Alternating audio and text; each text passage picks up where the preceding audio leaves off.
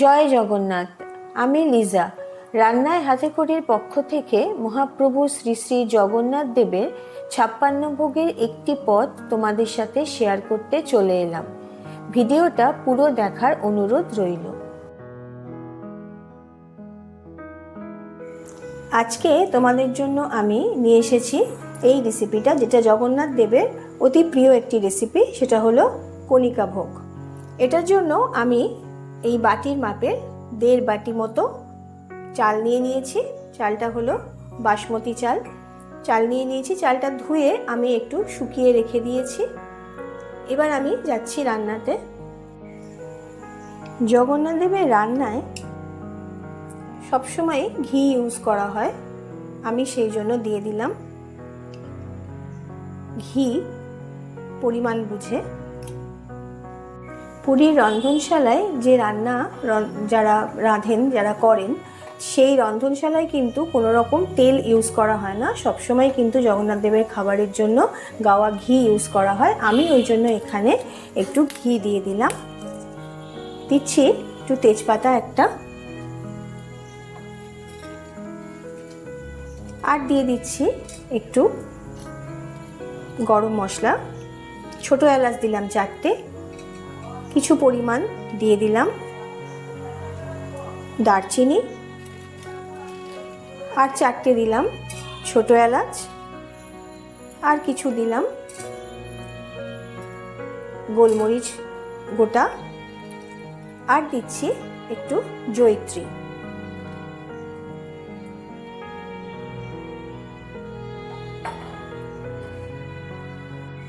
আমি ভুলবশত এটা ছোট এলাচ বলেছি, এটা ছোট এলাচ না, এটা লবঙ্গ।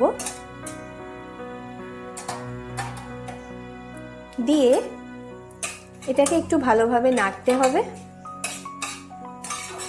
দেখতে হবে যেন পুড়ে না যায়। গ্যাস ওভেন একেবারে সিম করে দিতে হবে। এবার দিয়ে দিচ্ছি পরিমাণ মতো কাজু, আর দিচ্ছি পরিমাণ মতো কিশমিশ। এটা একটু ঘিয়ের সাথে একটু ভেজে নিতে হবে।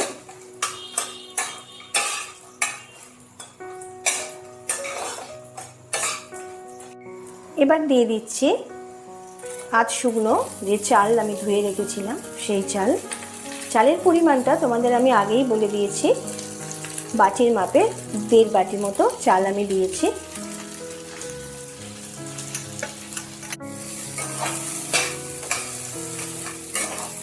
চালটা সব কিছুর সাথে ভালোভাবে একটু নেড়ে নিতে হবে।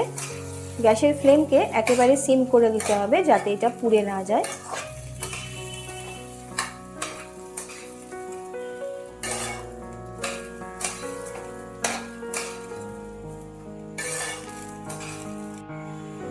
এবার আমি ভিজিয়ে রেখেছিলাম ছোলার ডাল। আমি এখানে ছোলার ডালটা 2 চামচ দিয়ে দেব, টেবিল চামচের 2 চামচ।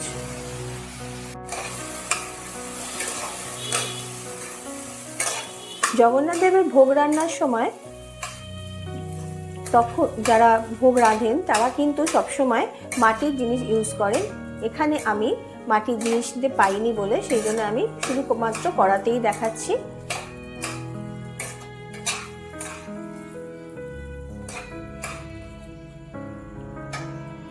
দিচ্ছি সন্দক নুন।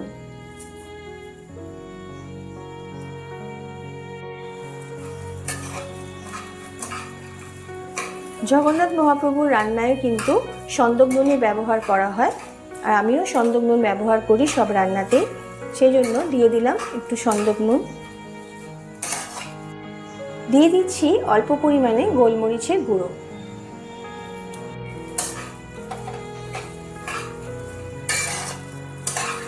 দু 3 মিনিট ভেজে নেওয়ার পর এবার আমি যে বাটিতে চাল নিয়েছিলাম সেই বাটির মাপেই দিয়ে দিচ্ছি 3 বাটি জল।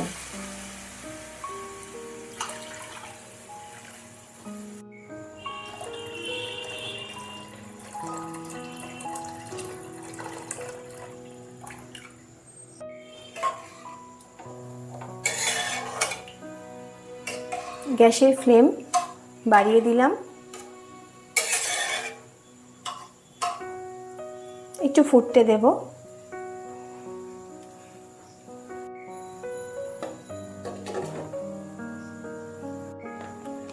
সকাল থেকে রাত পর্যন্ত মোট 6 বার ভোগ দেওয়া হয় জগন্নাথ দেবকে।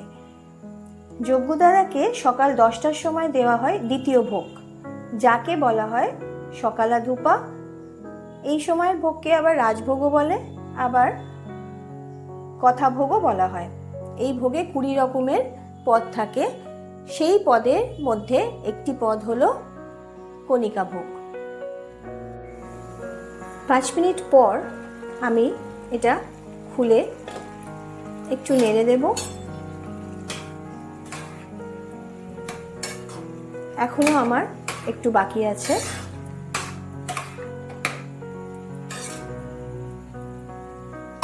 এবার আমি যেটা দেব সেটা হলো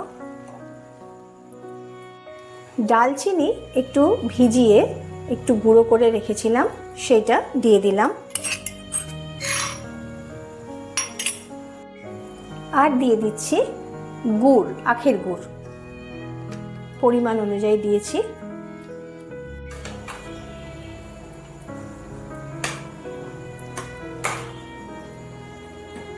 এই কণিকা ভোগের প্রধান যেটা মূল ব্যাপার সেটা হলো দারচিনির একটা গন্ধ বেরোয়। সেই দারচিনির গন্ধটাই কিন্তু কণিকা ভোগের আসল জিনিস।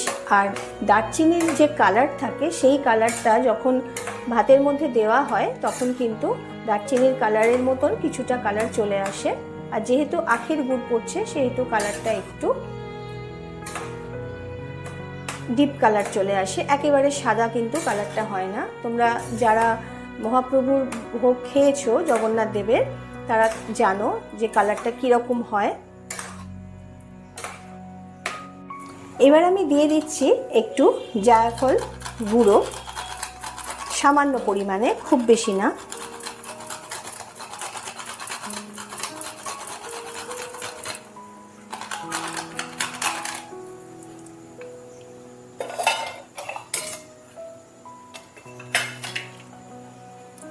আর দিচ্ছি একটু শুকনো খোলায় আমি একদম গুঁড়ো করে রেখেছিলাম দারচিনি, সেটা দিয়ে দিচ্ছি।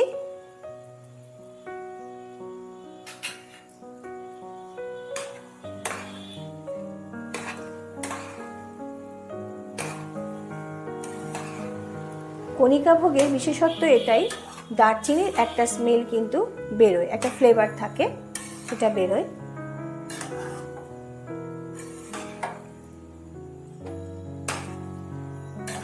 আমি এটা ভালোভাবে নাড়িয়ে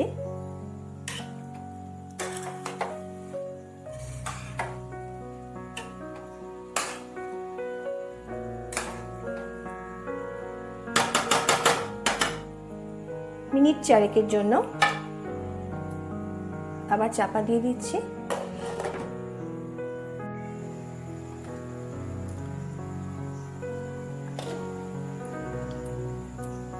আমার মোটামুটি হয়ে গেছে। আমি এবার এর ওপর একটু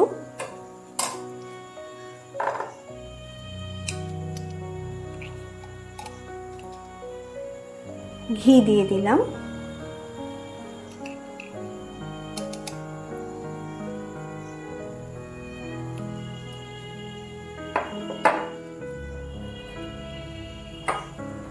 দিয়ে নাড়িয়ে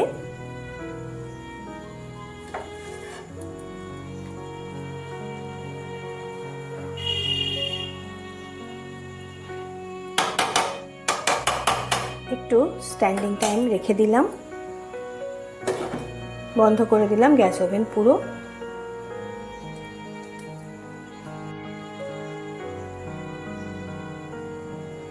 এই আমার রেডি হয়ে গেল জগন্নাথ দেবের ভোগের 56 পদের একটা পদ কণিকা ভোগ। জগন্নাথ মন্দিরের রন্ধনশালায় তৈরি এই কণিকা ভোগ বাড়িতে হুবহু তৈরি করা কখনোই সম্ভব নয়, সে স্পর্ধাও আমার নেই। যারা পুরীর মন্দিরের জগন্নাথ দেবের মহাপ্রসাদ গ্রহণ করেছেন তারা সবাই একথা জানেন। আজকে আমি আমার মতন করে কণিকা ভোগ চেষ্টা করেছি মাত্র। ভিডিওটা যদি তোমাদের ভালো লেগে থাকে তাহলে কমেন্ট করে প্রিয়জনদের সাথে ভিডিওটা শেয়ার করার, আর আমার চ্যানেলের নতুন বন্ধু হলে ভিডিওটি দেখে সাবস্ক্রাইব, লাইক, শেয়ার করার অনুরোধ রইল। তাহলে আজকের মতন টাটা। আগামীকাল চলে আসছি আর একটা নতুন কোনো রেসিপির ভিডিও নিয়ে। জগন্নাথ ঠাকুর মহাপ্রভুর কৃপায় সবাই সুস্থ থেকো, ভালো থেকো। জয় জগন্নাথ।